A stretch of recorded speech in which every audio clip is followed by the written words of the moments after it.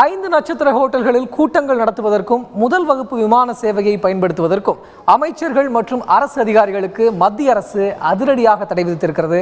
மத்திய அரசின் இந்த திடீர் சிக்கன நடவடிக்கை குறித்து விவரிக்கிறார் சலீம்.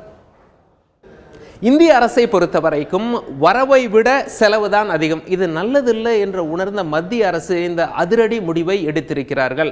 செலவை பொறுத்தவரை ஒரு அரசு செலவு செய்யும் பொழுது அது இரு வகைப்படும். ஒன்று திட்டமிட்டு செலவு செய்தல், இன்னொன்று திட்டமிடாமல் செலவு செய்தல். திட்டமிட்டு செலவு செய்கிறது முக்கியமாக இந்த பட்ஜெட், ஒரு வருஷத்துக்கு எந்தெந்த அரசு துறைக்கு எவ்வளவு பணம் தேவைப்படும் அப்படின்னு சொல்லி தெரியும், இந்தந்த செலவெல்லாம் இருக்குது அப்படின்னு சொல்லி திட்டமிட்டு பட்ஜெட் போட்டு பணத்தை ஒதுக்கிடுவாங்க. இன்னொன்று திட்டமிடாத செலவு அப்படின்னு சொல்லி இருக்கோம்.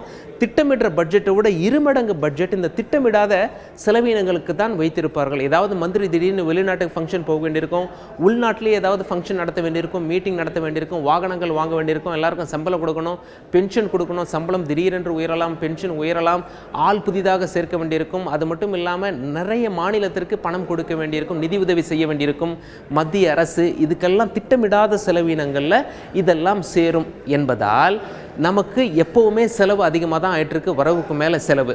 இந்த முறை நிதியமைச்சர் என்ன பண்ணியிருக்காரு அப்படின்னா ரொம்ப ஸ்ட்ரிக்டாக இன்ஸ்ட்ரக்ஷன் கொடுத்துருக்காரு எல்லா துறைகளுக்கும். இந்த திட்டமிடப்படாத செலவில் எப்படியெல்லாம் குறைக்க முடியும் அப்படின்னு சொல்லி பாருங்கள். தேவையில்லாமல் ஃபஸ்ட் கிளாஸில் விமானத்தில் பயணம் செய்கிறது, கூட யாராவது விமானத்தில் கூட்டிகிட்டு போயிட்டு அரசு கணக்கில் இவங்களையும் சேர்த்து கணக்கு காட்டுறது, 5 ஸ்டார் ஹோட்டலில் தான் ஃபங்க்ஷன் நடத்துவேன் அப்படின்னு சொல்லி இடம் பிடிச்சி ஃபங்க்ஷன் நடத்துறது, இதெல்லாம் கூடவே கூடாது.